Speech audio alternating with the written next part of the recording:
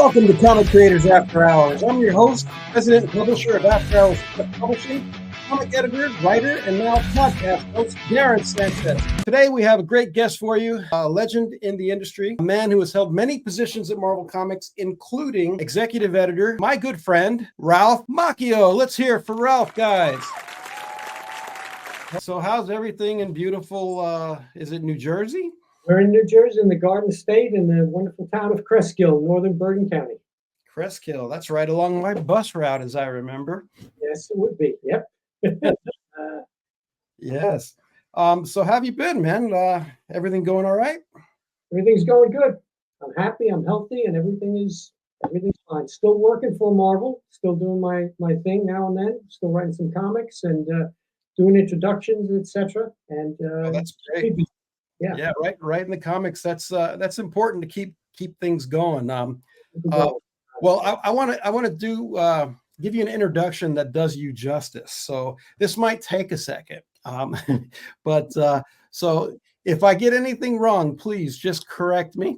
I won't be too upset.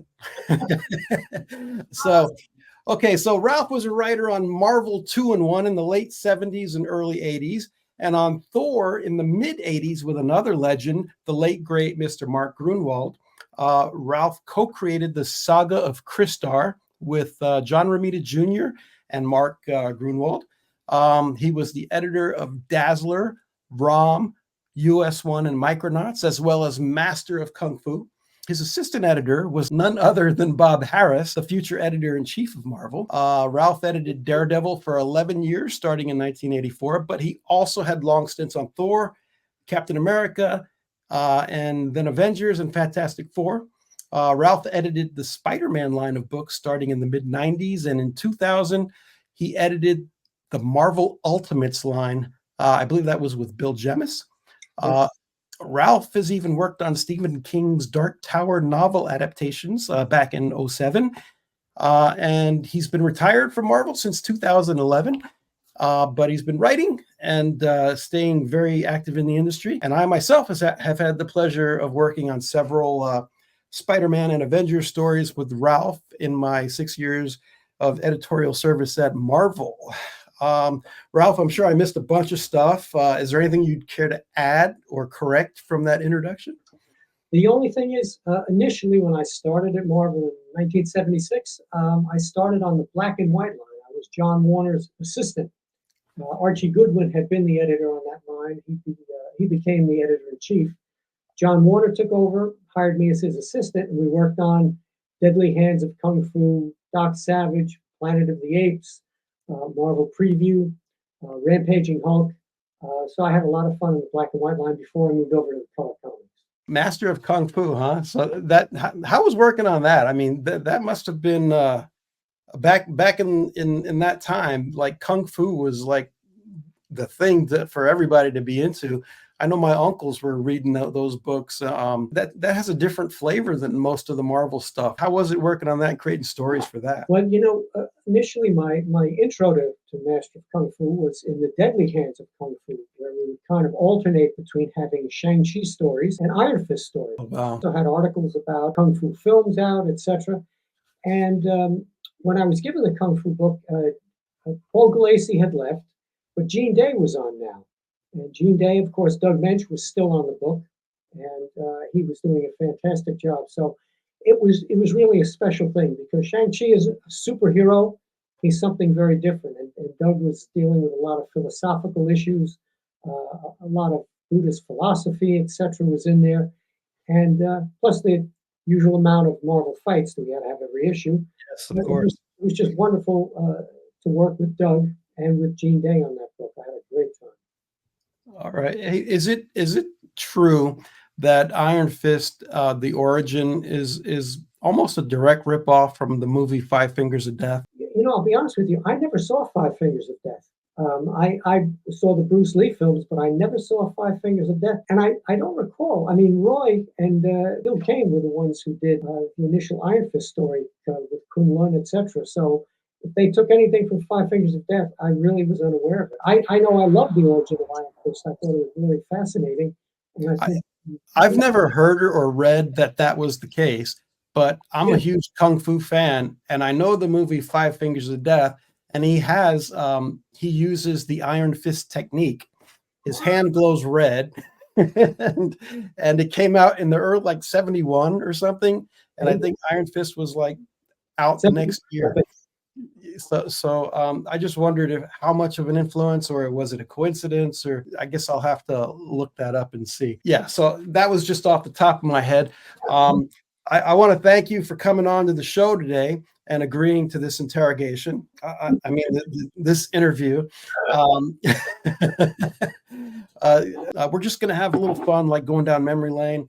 Maybe hear some stories about some of the stuff that that you've worked on, and man, you've done everything in the industry that there is to do. But first, I want to start with like a quick and probably a really obvious question. What was it like to be a celebrity icon in the 80s and work with Pat Morita in those awesome Karate Kid movies? Oh, Fabulous. I mean, for me, I could still do the crane pose, but only now for about 5 seconds, and then I fall over. fantastic. Well, that's all it takes, otherwise you're telegraphing it. In case you fans don't know, I'm just kidding. I'm sure that you've had some confused fans in your time who maybe thought you were the other Ralph Macchio. You're Ralph Macchio, but it's spelled the same, so it makes it a little. Darren, I can tell you, if I've been to a convention, there are people who do come up and they see the name and they really expect to be meeting the Karate Kid. And when I tell them I'm not, the face falls down and they just turn around and go away. And I go, I apologize.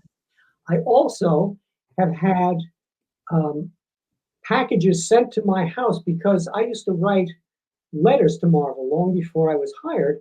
And I guess people said, hey, I wonder if he's still there. And they thought that was the other Ralph Macchio. So they would send me packages, usually from girls, that would have pictures of that Ralph Macchio that they would want me to autograph, mail back to them.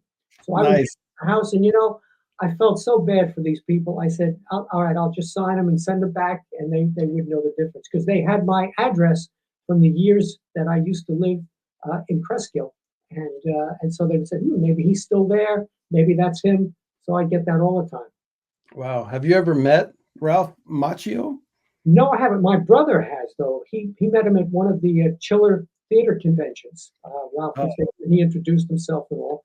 And my agent, Spencer Beck, who gets me at some of these conventions, he told me that at some point he's going to have the two of us meet, and we're going to shake hands, and they're going to put it up on social media. So. Oh, absolutely. That's a Facebook picture right there that's bound to go viral. So yeah, I look forward to seeing that at some point. How did you get started in the comic book industry? What year? Any influences? Someone get you in the door? Was it just persistence? Well, Darren, I never. I started in April of 1976. However, I used to hang out at Marvel before that because at a convention, I think it was in 1975, Marvel had a convention in New York, and I really wasn't into the fandom scene. I used to write a lot of letters to the company, to the various books, but I was planning to become an English teacher. I was going for my master's in English, and I went to just this one convention in New York because I heard Jack Kirby was going to be there. And as I was leaving the convention, I heard someone mention something. They mentioned the Black Panther. And I looked over to the side. This was just before I walked out, and Don McGregor was there. He was writing the Panther and Killraven at the time, and I was a big fan of both of them. When I went over to ask him to sign a Black Panther comic, he recognized my name from the letters, and he said, "Hey," he goes, "you're such a big fan of the books." And all. He goes, "Would you like to take a tour of Marvel?" Now I was ready to leave. That's how close it came to me not being in this business and being in this business. Wow. And I said, "Okay." So he took me after the convention. He took me up to Marvel, and Chris Claremont was up there, who at that time was just starting on X-Men, I believe, and Iron Fist also. He was writing Iron Fist, and he recognized me from the letter columns too. And he said, "I think your letters are really good." He goes, "Would you like to interview Roy Thomas for our fan magazine, Foom, and write an article on Conan?" I said, "Sure." This was real nice. He goes, "Well, Roy is considering whether he wants to come back as editor-in-chief or whether he wants to go out to the coast, go to Hollywood. So every Friday, I would come up to Marvel after I'd done my graduate work, and I would hang out up there, and I would try to find Roy and talk to him. And he was always too busy for the interview until finally, about a month or month and a half into it, he was able to do the interview, and we were able to get it done. And I wrote the article. But in the meantime, I was hanging around Marvel, and I got to know people. I got to go out to lunch with them. Steve Gerber, Steve Englehart, of course, Don McGregor, Doug Mensch was there. All these people, and it was just a fantastic time. Marv Wolfman, Len Wein, and so when things transitioned at that point, I was going for my master's, as I said, hoping to teach English. But at that time, in the mid 70s, I'm sorry, teaching jobs were scarce, so things didn't look very good. And Archie Goodwin, at that point, Marv Wolfman left the editor-in-chief position. Archie Goodwin was hired, and John Warner became the editor of the Black and White line. And he needed an assistant. John and I have become very good friends.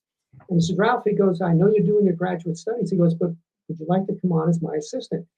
And I said, you know what? I live in New Jersey. I can commute every day. Hire me on.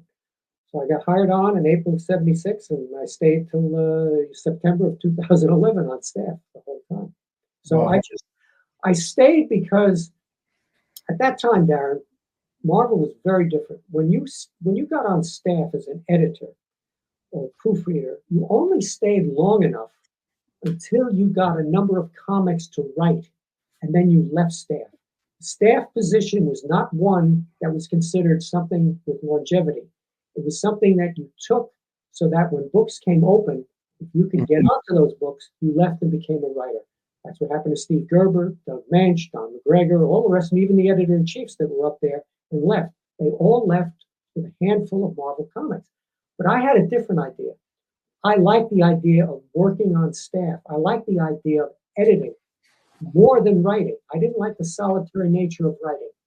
So I said, you know what? I'm going to try to make this a career. If I can't get a job teaching, this would be my place. But honestly, I never had really intended to go to work. It wasn't like a childhood dream that I was going to work at Marvel someday, because I never really considered it. I didn't know anything about the structure of Marvel, what an editor was, etc.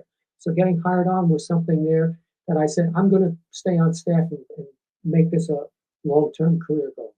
Yeah, the freelance life is definitely a different one than the paycheck with the health insurance, and and also you're right about the solitary thing, because as a lot of people found out in 2020 when COVID came around, working from home, it's nice, but at some point you just want to get the hell out of there and actually socialize and see people, right? And being at the office, especially if it's a job you love, like working at Marvel, it makes it makes your life a little bit more interesting and more fulfilling, I think. So working at this desk, sitting here at my office at home, if I had to do this for 30 years, I think that would be really hard. I would try to go to every convention I could. And anytime like I had a meeting, I'd want to go into the office, so I'd need to get the hell out of here once in a while. So I could go. Some people like the solitary, like when Doug Mensch left, he was living in New York City, and then he moved out to Ottsville, Pennsylvania, and he just wrote and wrote and wrote, and that was fine with him. And same thing with Steve Gerber and the rest of them. Me, I did some writing at Marvel. As you said, I wrote 2-in-1 and a few of them, but I just liked working with people. I enjoyed bringing other people along and seeing how, working on a script, but not as the writer, as someone who was overseeing it and the artwork, and having a lot to do, almost like being the director rather than the actor. And so I really enjoyed that. I loved every year that I worked at Marvel. As an editor, you're the one who keeps all the plates spinning. So if you're not in contact, speaking with a bunch of people, it's really hard to feel like you're in touch with everything and on top of everything. Like if someone asks you, how's so-and-so book doing, is it going to make the deadline? I don't know. I haven't talked to this guy in 2 weeks, so that's why you need to talk to people. And back then, the guys who were working on the books were right down the hall, or at the drawing table, so it was a different time, man. It was just I had that when I first started in the early 90s at Valiant, when Bob Layton and Barry Windsor Smith and Jim Shooter had just left. I mean, I literally saw them walk out the door when I came in on like my first day.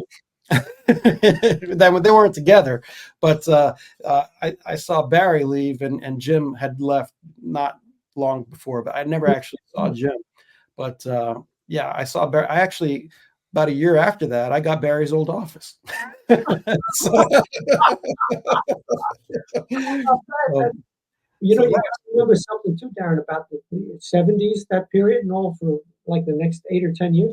There were no computers. mhm, So everything we did was by mail, or yeah. most of the people who worked in comics then were centered in the New York area.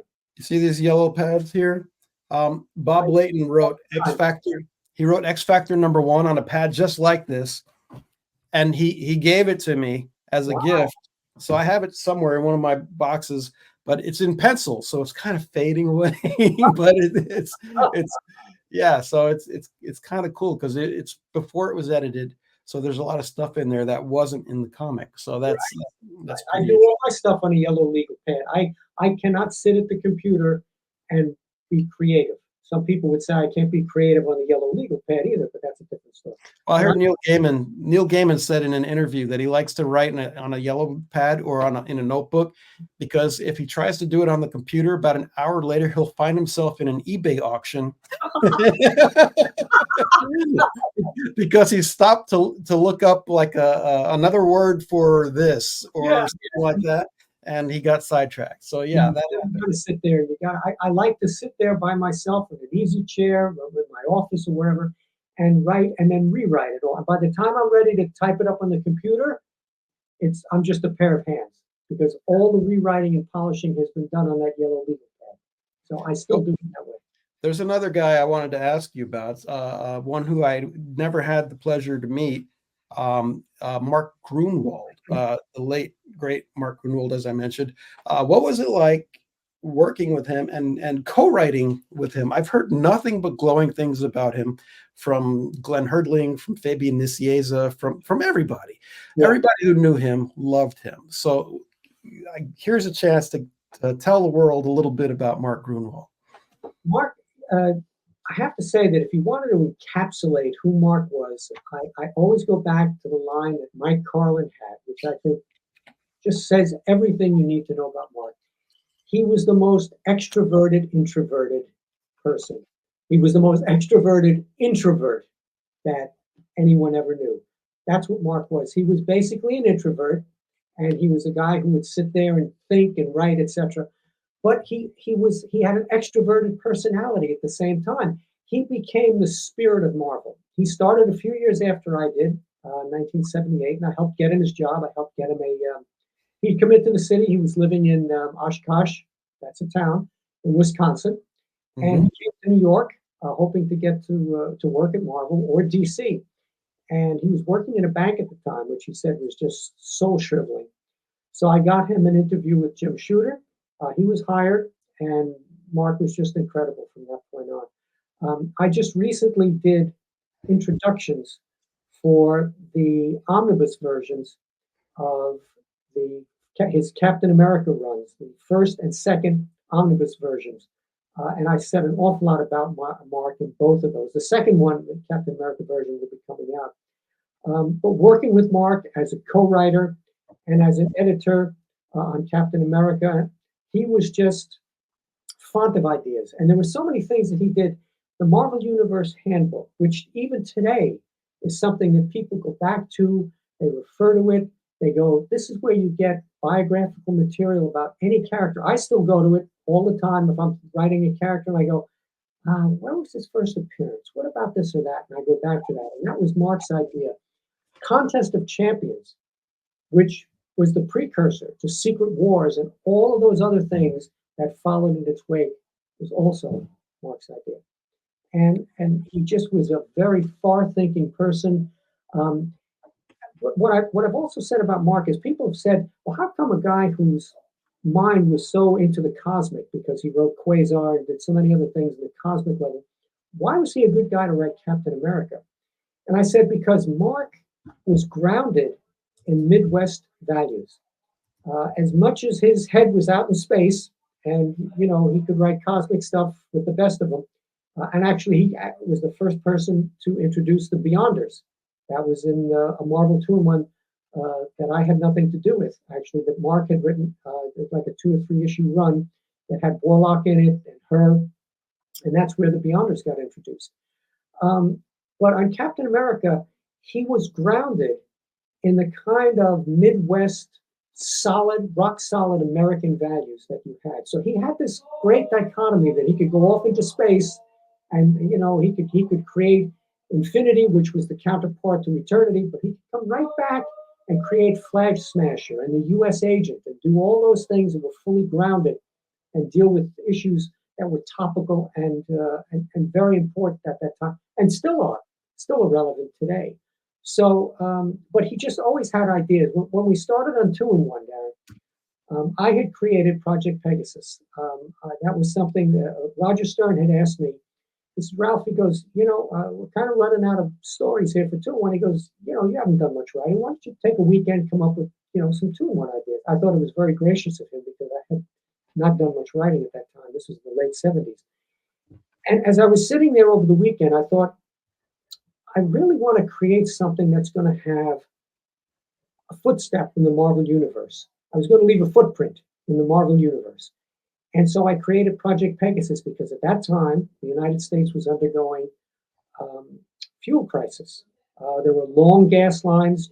Jimmy Carter was the president at the time, and we were having a lot of problems with fuel shortages. And I thought, what about a federal government place, an organization that was called Project Pegasus, in which they're investigating alternate energy sources. So I did this 2-issue thing. I was very happy with it, came out the way I wanted. But then a few weeks later, after it had come out, Mark Gruenwald came to me, and he had the 6 issues basically laid out of what became the Project Pegasus saga. And of course, we refined it and everything from that point on. We worked together on it. But it was basically Mark's idea. Project Pegasus was my idea, and I did the first 2 issues. But it was Mark who came to me later and said, how about if we approach Roger Stern or Jim Salicrup, whoever was editing the book at the time, and let's see if we can do this as a 6-part, just a long thing, make it one good, solid story, and try to make it like the Fantastic Four, but here in 2-in-1. So I have to credit Mark with that. And again, editing him on Captain America, for all those years was just a joy. To do it for 10 years was just, to be that creative over that period of time on one book, that's really something. Yeah, like I said, nothing but glowing things about this guy. I wish I could have known him.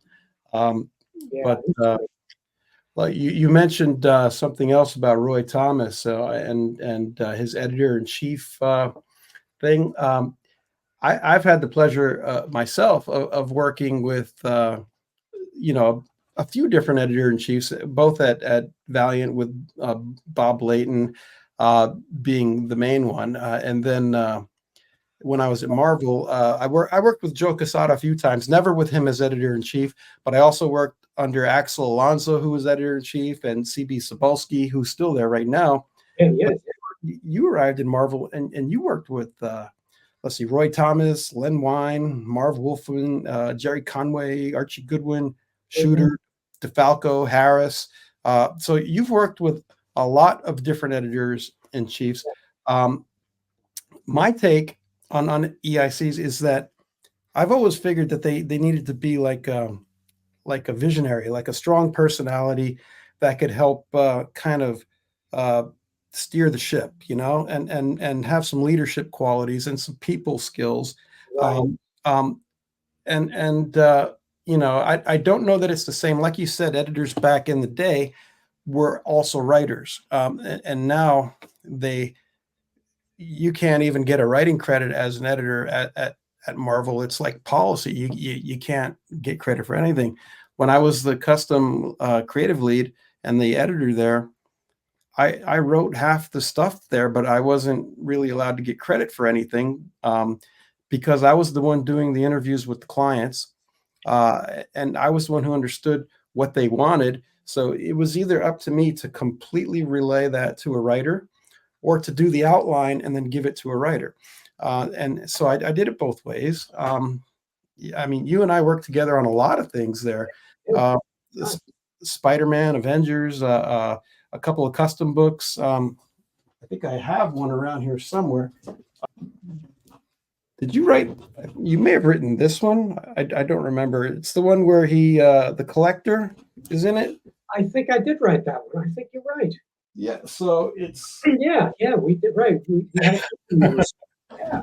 yeah, we did a lot of cool stuff. But I guess my question is, all the different EICs that you've worked with, can you compare and contrast them? I'm not asking for like to critique them, but like if you had to give like a quick description of their leadership style, like going down the list, um, how were they different from each other?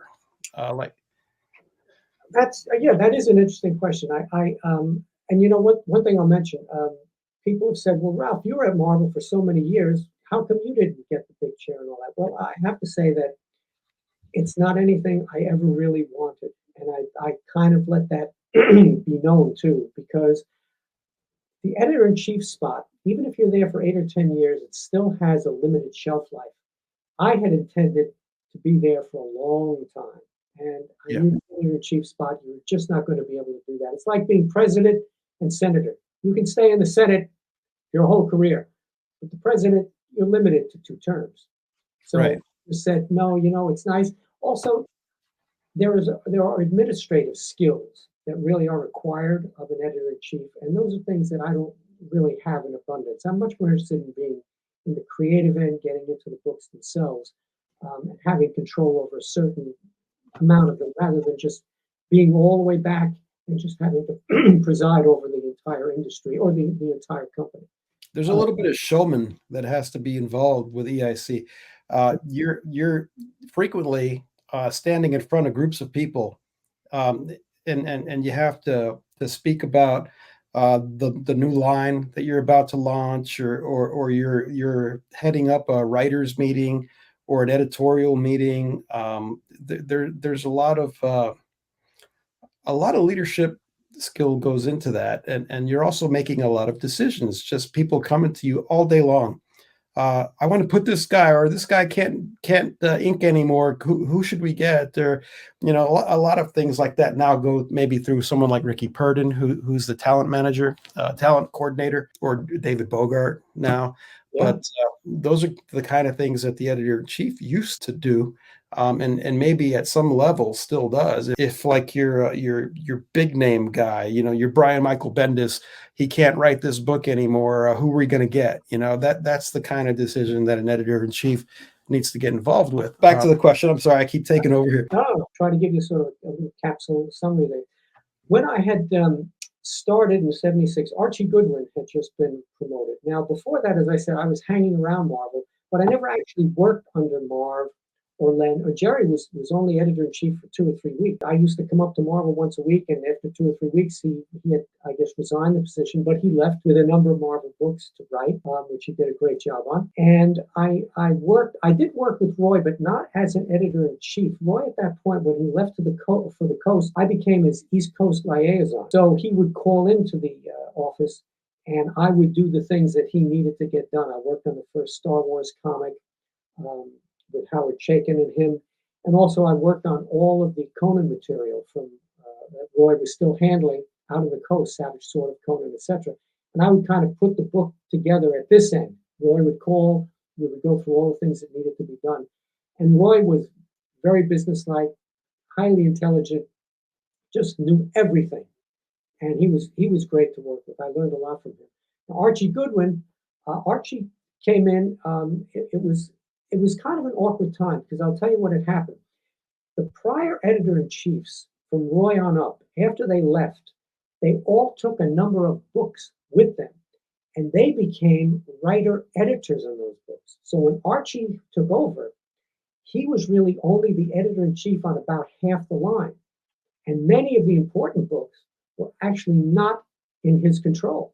So they were split up from Len Wein and Wolfman and Conway and Roy, Yeah. They all had taken a number of books with them, and they'd taken Spider-Man, Fantastic Four, a lot of those books.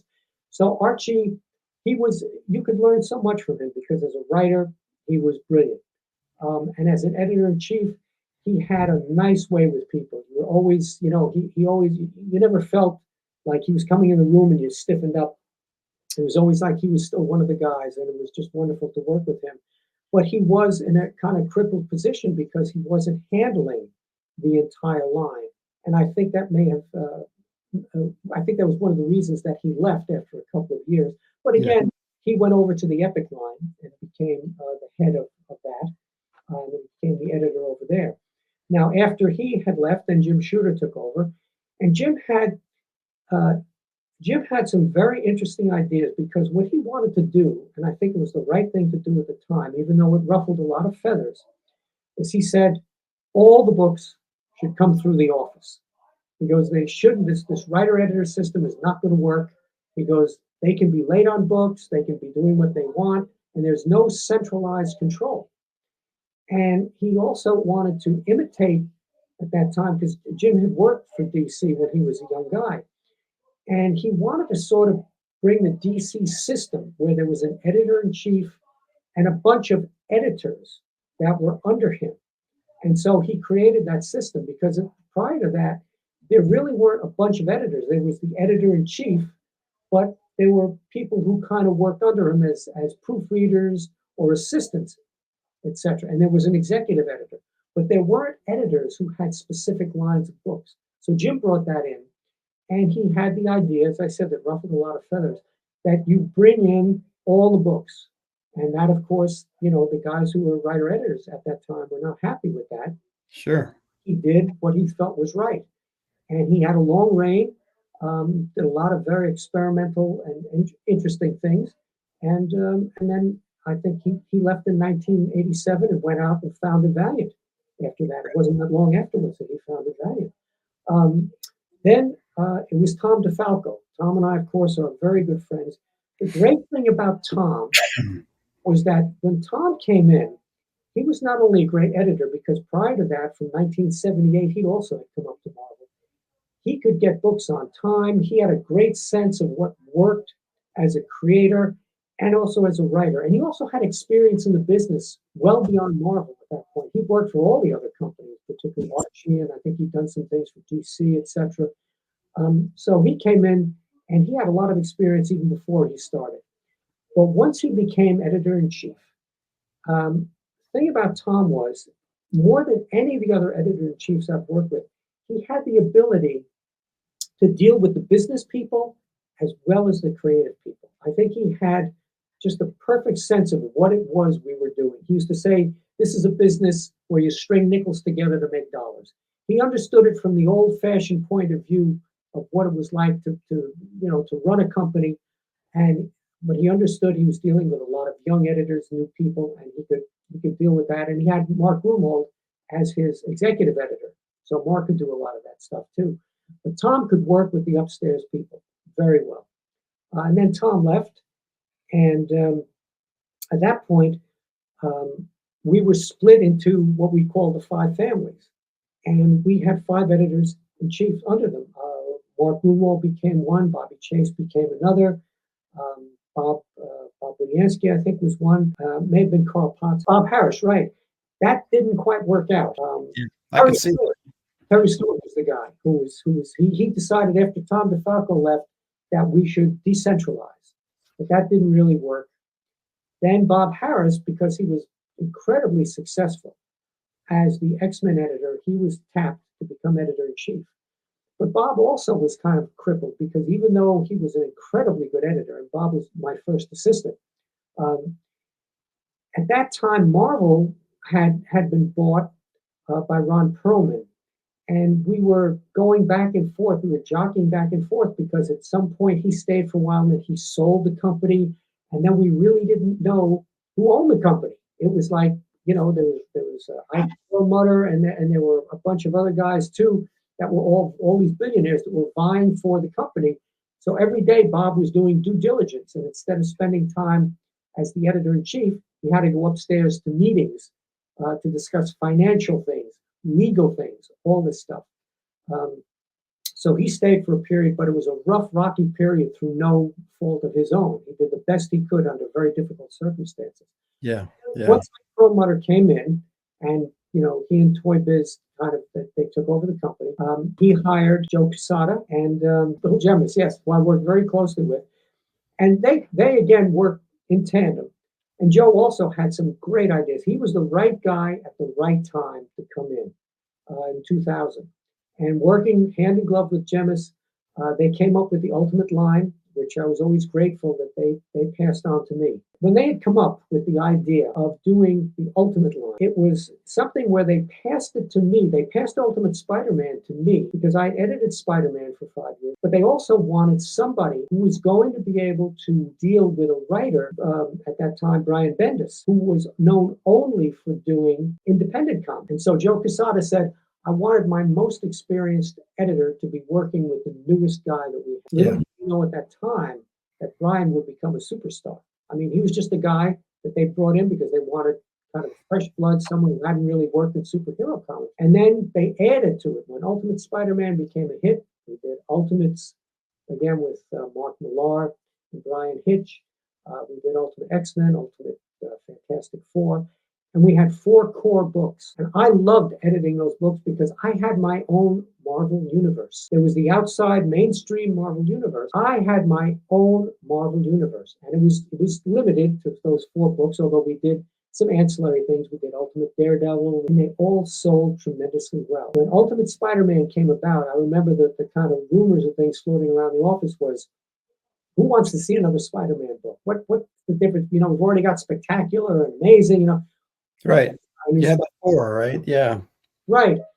But Bill and Joe's idea was that we would not have 50 years of continuity.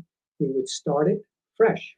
Take it back to the beginning. Yeah. Take it back to the beginning and go from there. And I remember when we did the origin of Spider-Man, instead of doing the 10-page thing that Stan and Steve Ditko so brilliantly did, we stretched it out over 4 or 5 issues. And I remember at one point, Bill Jemis had come to me as we were doing this, and he was a little concerned that we were taking so much time to do the origin because Spider-Man wasn't in costume. We were like 2 or 3 issues in, and he hadn't gotten in costume yet. Mm-hmm. I reassured him. I said, Bill, this is so well written, so beautifully drawn by Mark Bagley. I said, we're not going to lose a single reader because we happen to be stretching the origin out. And it worked out beautifully. And of course, the 2 of them stayed on Ultimate Spider-Man for like a record of 125 issues. Brian Bendis and Mark Bagley. But I loved working with them on the Ultimates, which really became the kind of template for the film. It was great. But then again, after Joe Quesada, every 3 or 4 months, we would have these large editorial meetings where we would fly people in and all that. And that's where Joe really came into his own because he could work with all of these different personalities and all of these different writers with the egos and all the things going back and forth.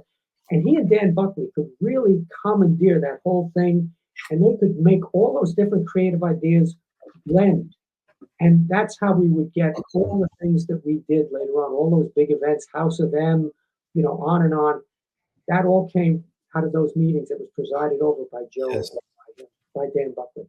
Joe's got really exceptional people skills, and an ESC position. It takes some charisma because a lot of times you're the person in Hall H standing in front at the podium of the giant room full of people, and he's got the right personality for that. So that was a good call, I believe. I also worked with Bill Jemis on a few things in my career. And he's a quirky guy. He's a super smart guy, but he's a quirky guy too. And one of the things he insisted on was lowercase letters in word balloons. Yeah, I remember that. Yeah, he's for some reason that's like a big sticking point with him. Yes. And so I don't know why, but that's like one thing I remember from Mr. Jemis. But always had good experiences working with him. I had the opportunity to work with him, not on Double Take. There was another company that he had started out. This was going back 2 or 3 years, and he actually called me up and asked me to work with him. because we had such good experiences working together on the Ultimate line back when he was at Yeah. Marvel. And I was hired on, and I was still working for Marvel at the same time, but I was doing a lot of editing for him. And it was just, and Axel actually was at that company and still is there, but Bill left after some time. AWA, right? AWA, yes. Right. Yeah. Yep, you go ahead. Go ahead. I worked with Bill at Double Take. I helped set up his entire editorial system and his production system, and I even taught his letterers how to letter the books, and because Yeah. he wanted everything to be on, with staffers. He had his staff lettering the books. Good guy. What's your take on comic books now? There's just so many books out there because people don't realize that we're probably doing more comics. Each company is doing more comics than we ever have before. I mean, back when I was, starting at Marvel, if we did, 20, 30 books a month, that was a tremendous amount. But now it's increased. We can, 75, 100 books or something like that, plus annuals, specials, and all those kind of things. I get all the Marvel books, even though I'm not on staff. They're very nice because Marvel uses me as their library for a lot of things, for a lot of their reprints, and as a reciprocal thing, they give me. I get a monthly bundle that has everything in it, and I continue to read all the books. And I like what's going on at Marvel right now. I think that the uh, the editors they've got up there, a lot of them are very new people and all, but they're very enthusiastic and they have a love for those characters. I especially read Daredevil and all the books that I used to edit and things like Avengers and all. And I really think that the creativity is there. I know there's a tendency among people who aren't directly working on things anymore to say, well, in the old days, the books were so much better and all that stuff. But I'm not so sure that's true. We had our ups and downs. We had our good periods, our bad periods. But I'd say right now, especially with CB in charge, because CB um, brought something to Marvel. When he came in, there was kind of a lightness and a brightness to Marvel all of a sudden. And I remember he worked with me for a few years, and then when he went off, went to the Far East, and they brought him back as editor in chief. I think he was an excellent choice because CB also has great people skills, and he makes people feel good when they're working with him. So I think that the state of Marvel today is good. It's not the same in terms of the bullpen. I mean, if you go up to the offices, they don't have the bullpen, like they used to. And It's like going to an insurance company, kind of. It really isn't that, except for the statues and stuff. but that was kind of inevitable over time because with the coming of the computers and all that, people don't have to be up in the office all the time anymore. They Right. can work remotely from all over the country, All over the world, actually. all over the It world, used to literally, be right? you had to live in New York to be in the industry.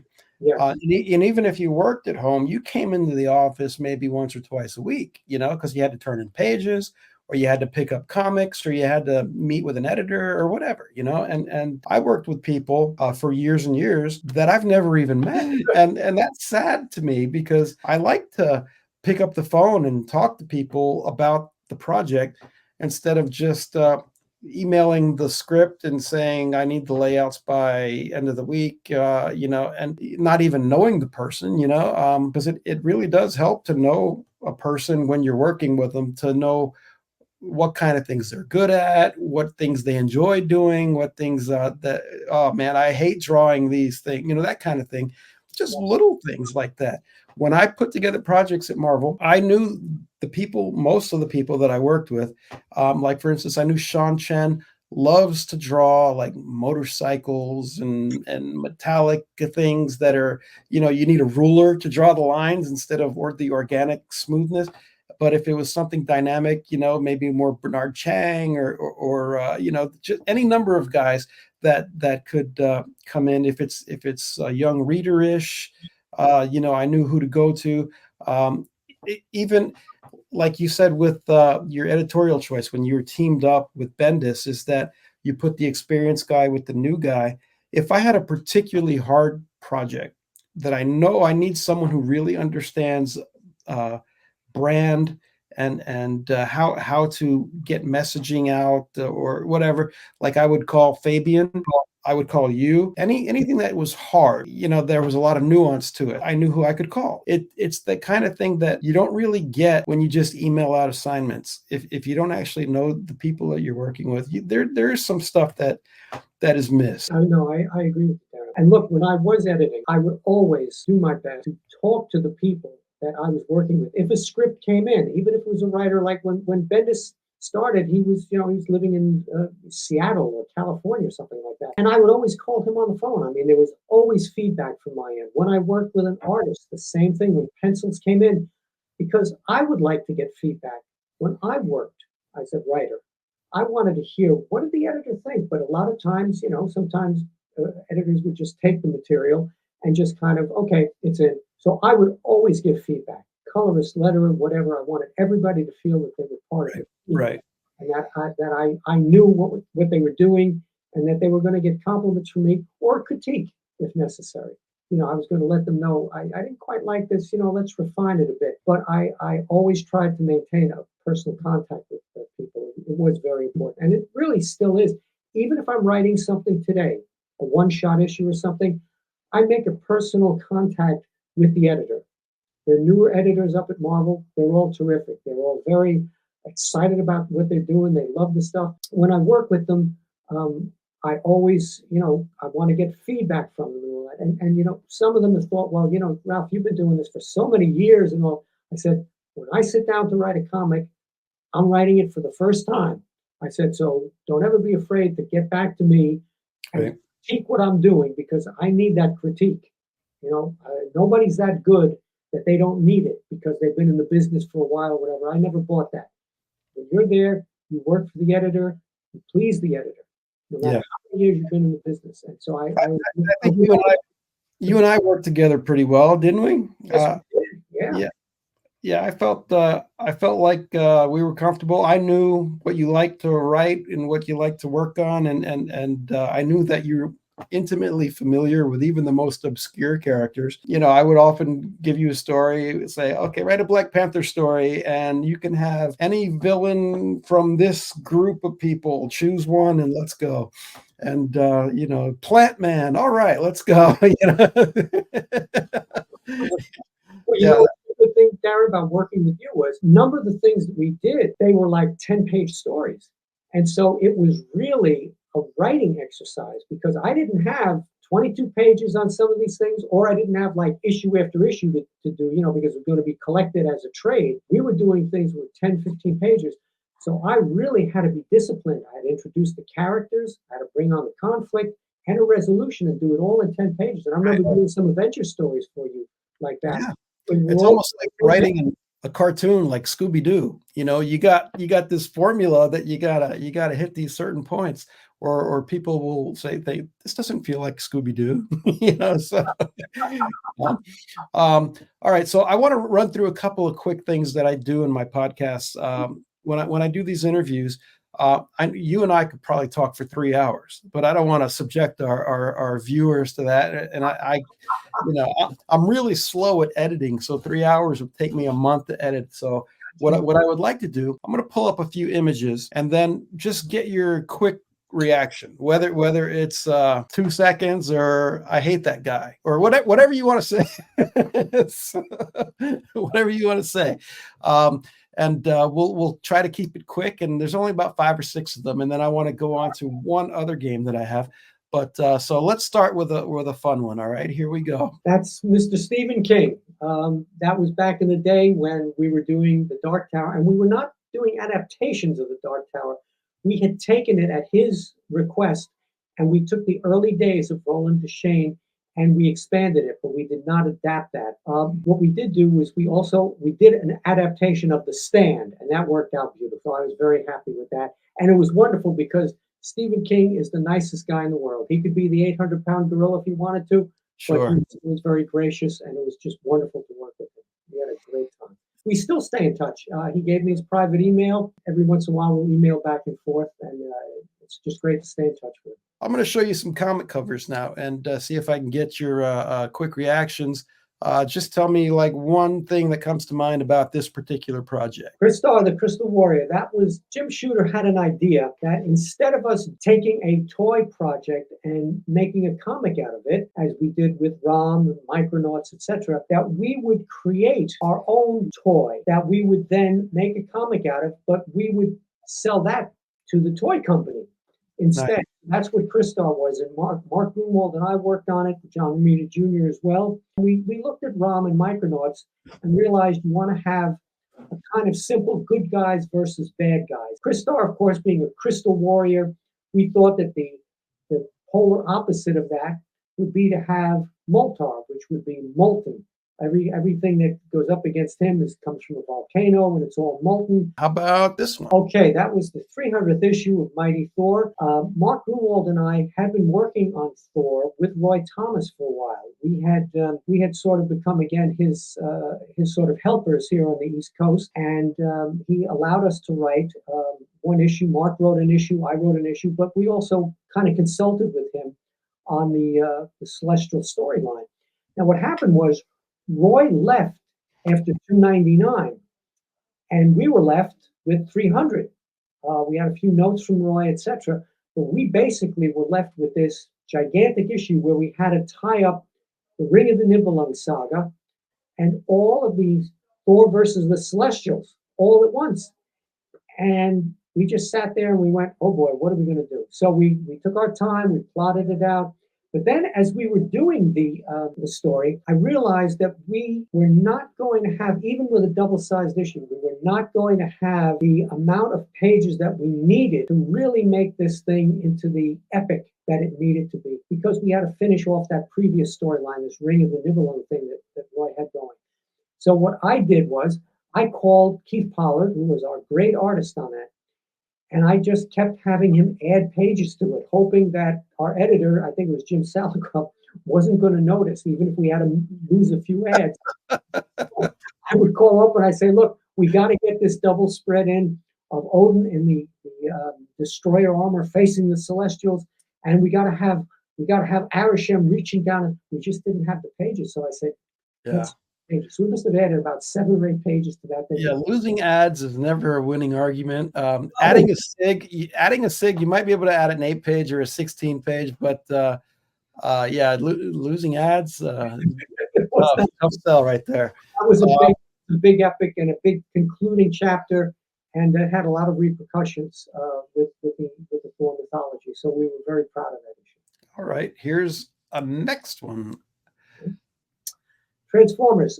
Again, I was, for a while, I was kind of the toy guy. I did ROM, I did Micronauts, I did US1. We, co-created Christar. And then Bob Budiansky had asked me if I would write the first issue of Transformers. And I also did the Transformers movie adaptation. It was very difficult to write because the people at the toy company, I don't know if it was Hasbro or I think it may have been Hasbro, they really wanted all of these characters to have very, very distinct personalities, and there were a lot of Transformers. So I had to do a lot of research, a lot of reading.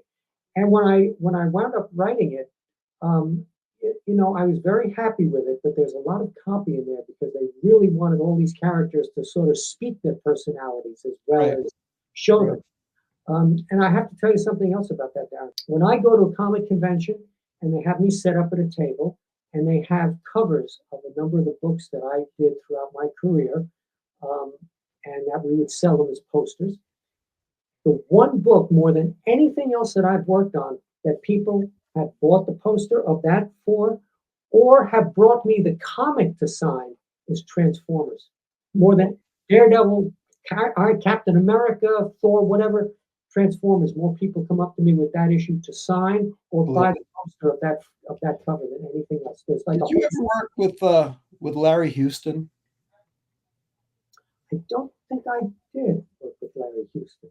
He's an animation producer who worked on Transformers, X-Men Adventures. He worked on all those 80s things, G.I. Joe, all that stuff. Okay. I did an interview with him recently, and I'm actually editing that. It'll be posted up soon. So I thought maybe you guys had parallel paths or something. But he was a really interesting interview, and probably you and him would get along great. I'm sure we would. And of course, I wrote X-Men Adventures for years. In fact, they just put out Yeah, boom. I loved working on that because the animated show was so good.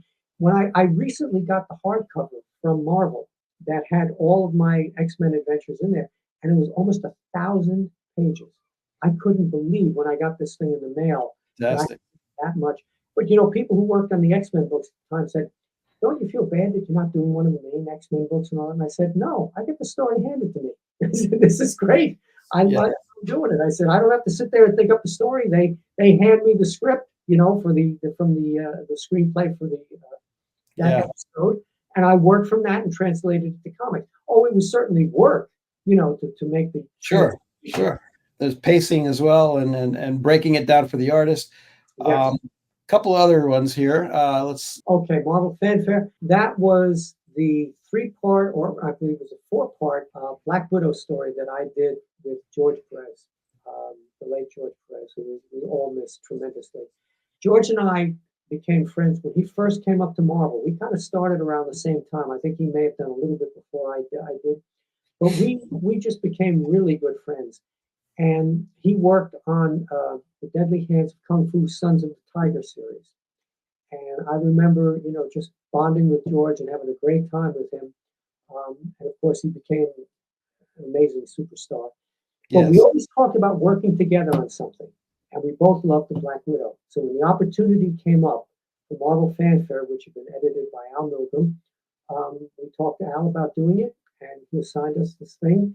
And George did an incredible job. By the way, George wasn't just the artist on that; he was fully a co-plotter with me on that. Beautiful. Worked together, Here's had a great here's time. one. I don't know if you've seen this cover, but the project should look familiar. Oh, yes, I worked with you on that. Yeah, Absolutely. I Um, remember that. That was great fun to work with you on that. Yep, that whole Spider-Man thing. It was great. yes. For young readers, little short stories. That's a collaboration, little digest collaboration, and one other one that we did. I remember that the collector. Yeah, Yes, with the yeah, moral here, wanted by the collector. That again was fun. Also because it was a real writing exercise because we didn't have all that many pages to do, but right. to do the story in. But we were able to introduce all the characters in there, get a complete story for them, and just have one It issue. was actually a good story. We talked about state of the industry today. One of the things that I miss is self-contained stories. When we're doing custom stories like that, we always had you're not going to get a cliffhanger because no one's going to go find the next issue. It's Right, usually one shots, and so we have to tell a satisfying story. And I kind of missed it. I feel like comics today, the style that they're written in, they almost end where nothing even happens. All they are is they're trying to get you to get the next issue, which is fine. I mean, I get that, but they used to be more satisfying. They used to have like a structure to them that's really not adhered to today. You get more like someone is trying to write a graphic novel, and this is just the first 20 pages of that graphic novel, and who gives a shit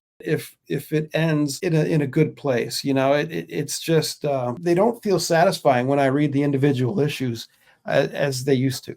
well, I think what's going on there, Darren, is that today writers are thinking in terms of the trade paperback. So they're thinking in terms really of a five-issue thing being the story, and the first issue just kind of introducing things and getting to the heart of it, by issue three or four.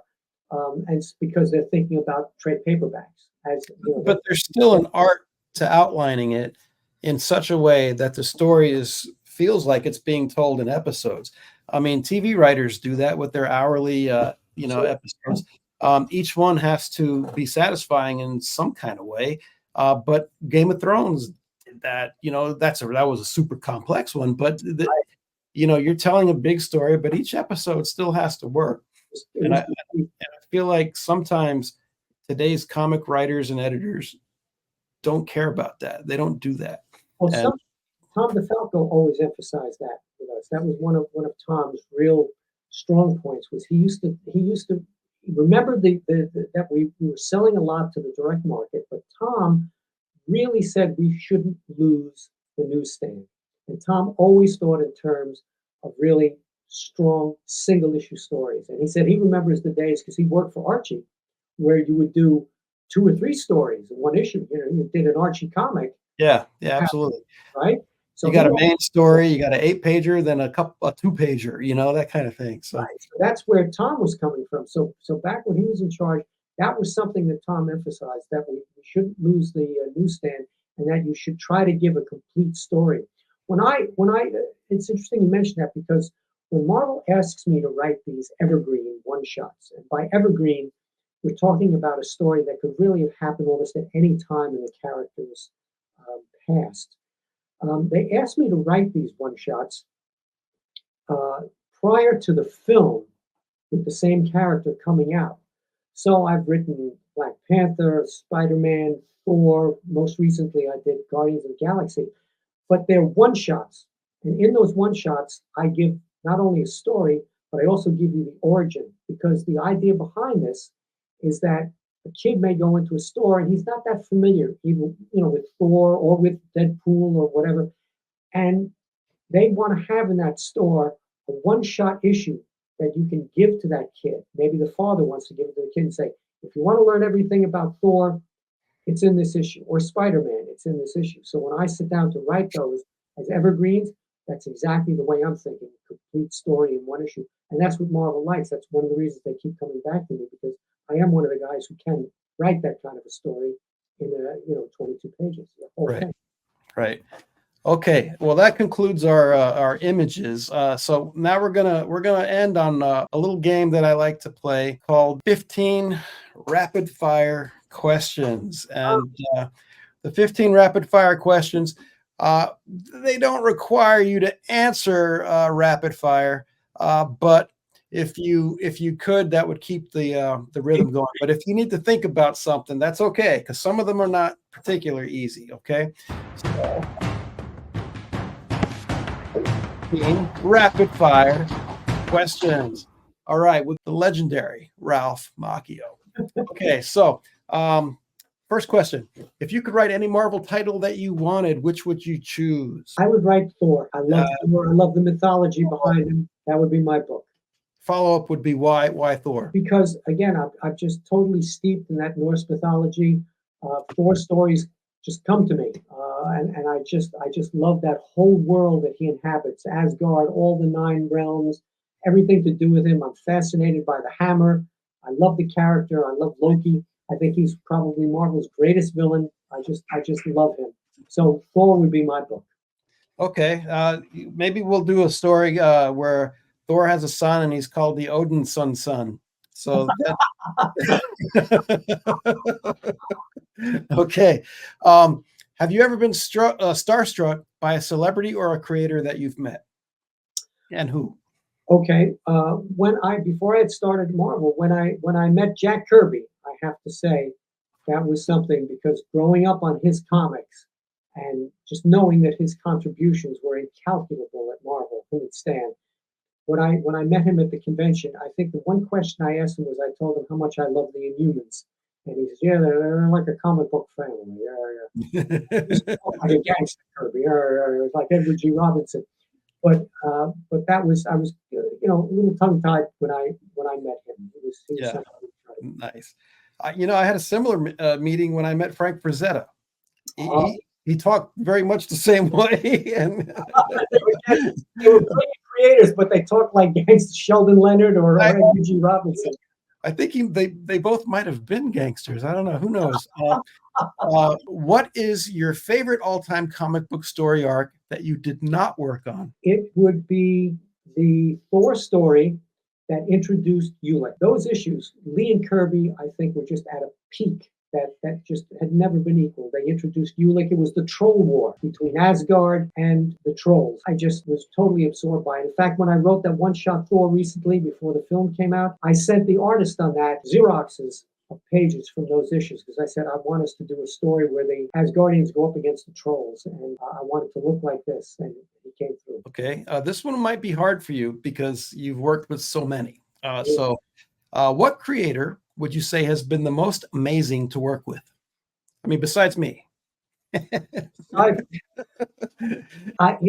like you say, there are so many. But all right, if you narrow it down, I would have to say Brian Bendis, because when Brian came in, he was a guy who had just done, what we call independent comics, and to watch him be able to pick up superhero comics and to watch him grow as a writer, not only on Ultimate Spider-Man, but also to be with him when he was at these quarterly editorial meetings we have and rise to the challenge of kind of being a sort of a co-creator with Joe Quesada and with Dan Buckley about what was going to happen in the upcoming Marvel universe. That he sort of became this other important person in the mainstream Marvel universe, taking over the Avengers, doing Daredevil, going way beyond just the Ultimate line of books.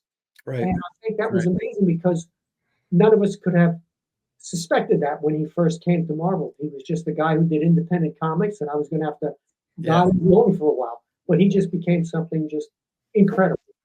So that I would have to say probably would be Brian Bendis. Okay. Here's one that it's going to be fun for you to answer. Do you have a comic book collection? I know you're the library, Marvel library. So this must be, this is a question that, how extensive is your comic book collection? I go all the way back to the early days of Marvel. In one form or another, I have, almost all of the Marvel books from way back when. If you look, and I, of course, continue today, what I don't do now is I don't collect the actual comic books. I collect the trade paperback, because Marvel reprints now everything in trade paperback. Sure. In the 5 issues of Spider-Man, I wait till the trade paperback comes out of that issue, and I collect it. But I still get all of the comics from Marvel and all of the trades.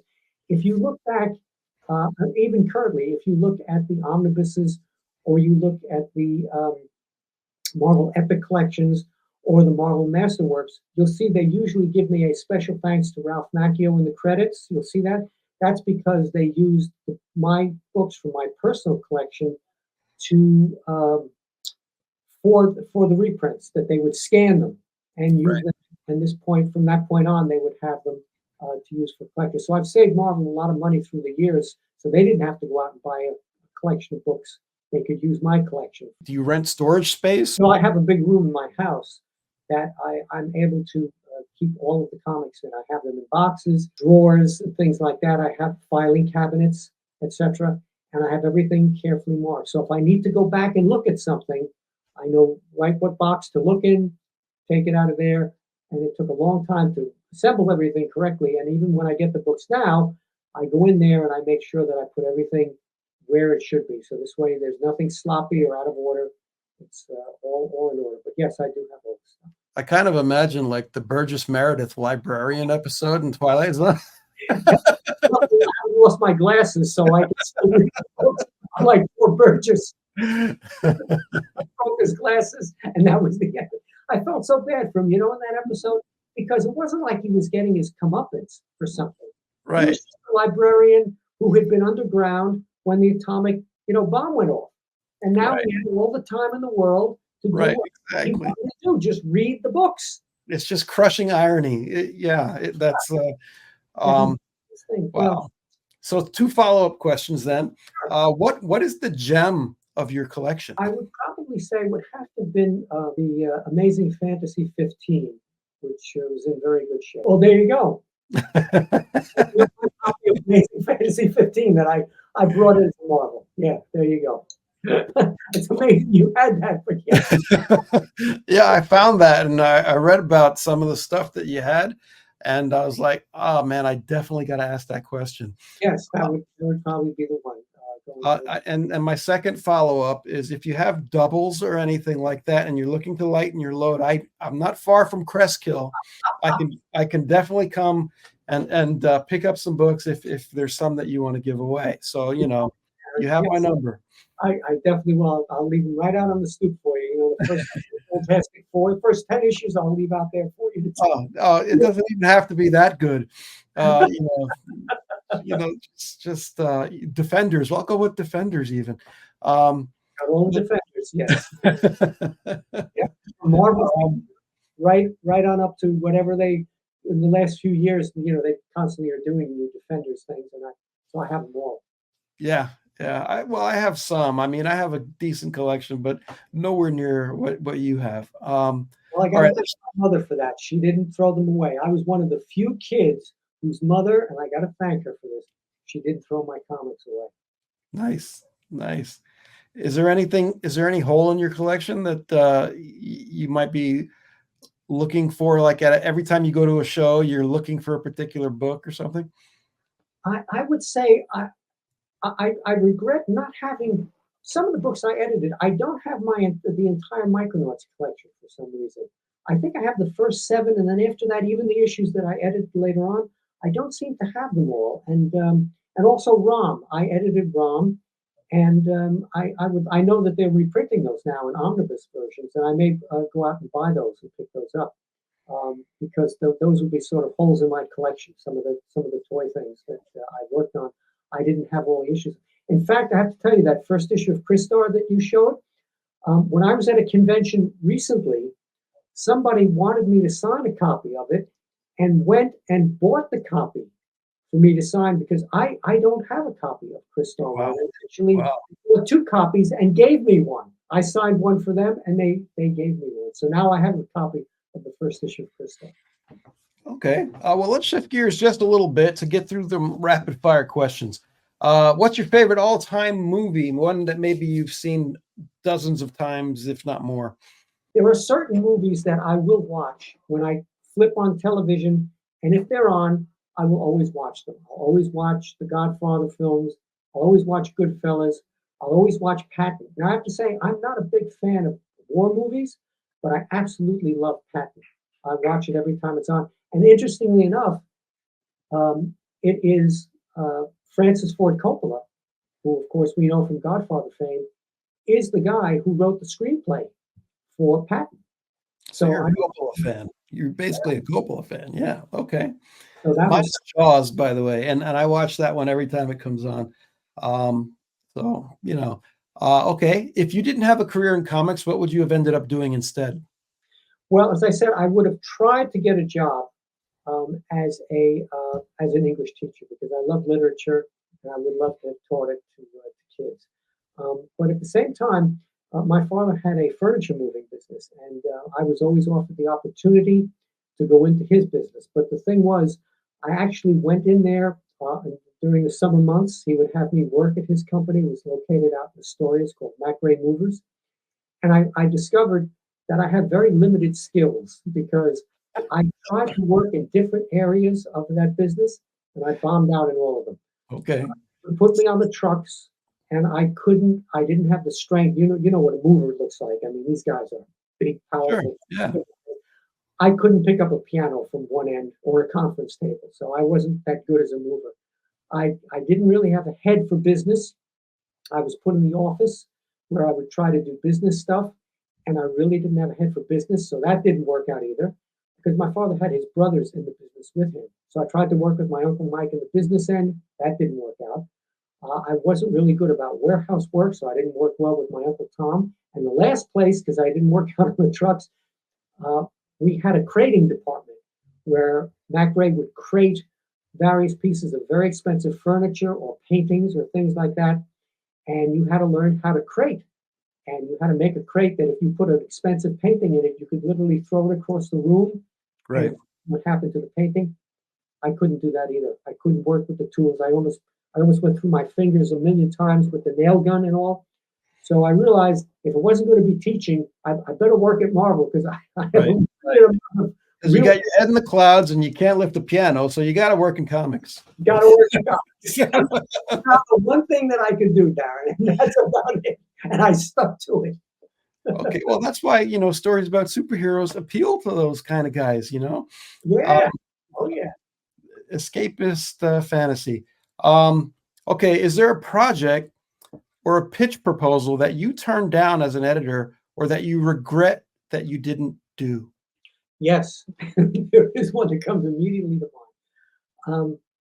The Mutant Ninja Turtles.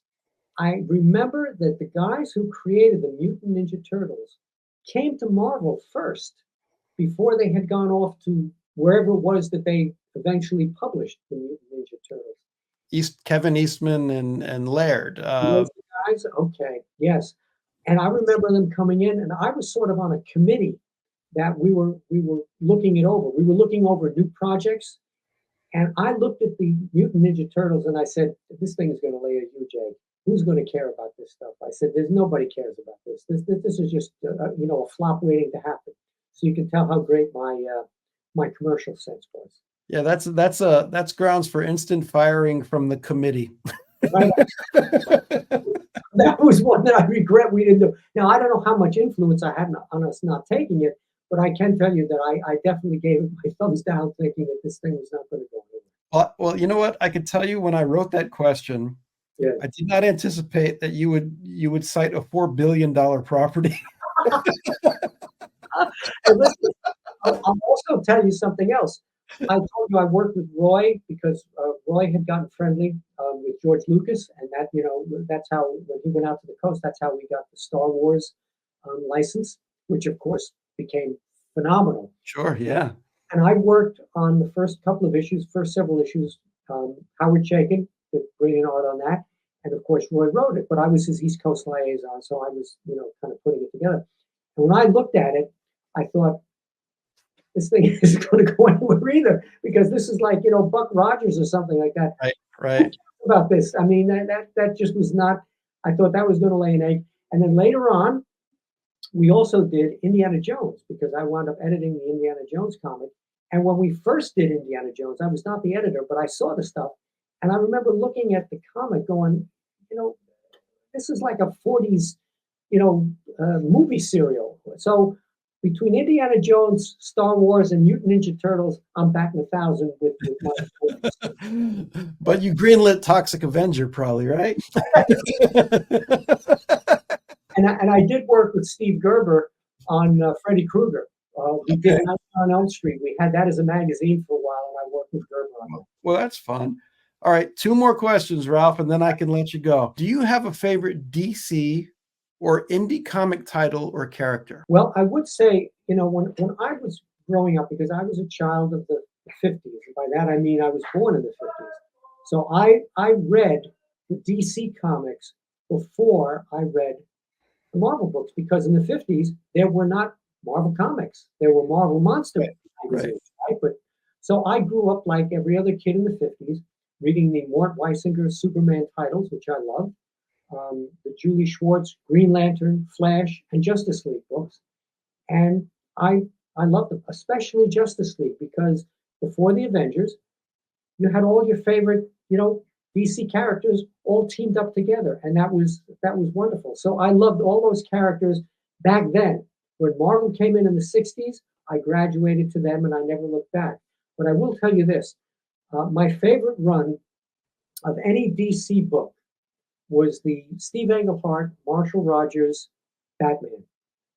That initial 6 or 7 issues that they did, to me, was just the quintessential Batman. No other creators, notwithstanding. I just think that's something I could go back, and reread again and again and again. I love all of them. Wow.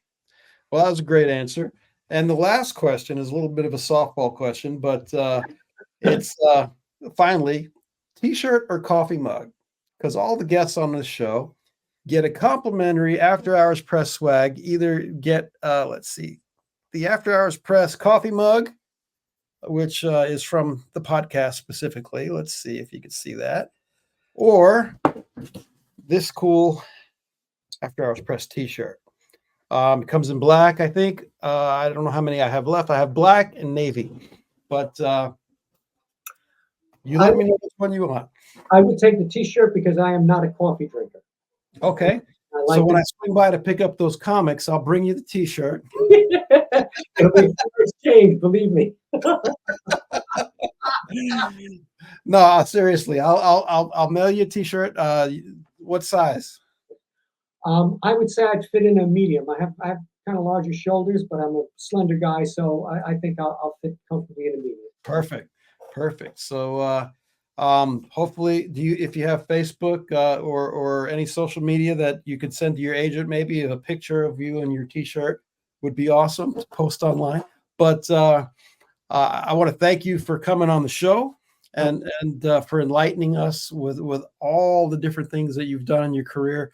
And like I said, I'm sure we could talk for 2-3 more hours and maybe even crack a beer or two and keep going. But that could be part two. Who knows? But definitely want to take you up on your offer for some of your buddies to interview. Because there's a lot of great stories in there. I know for sure, and I look forward to having a lot more cool shows to talk about some of this stuff. Pleasure talking. Really, we had a good time. One last thing I would throw in. We were talking about Stephen King before and how I stay in touch with him. Recently, and I'm in my brother's house right now. My sister-in-law Jill, we were watching the Creep Show film. You know, Yeah. Yeah, right. That was great stuff.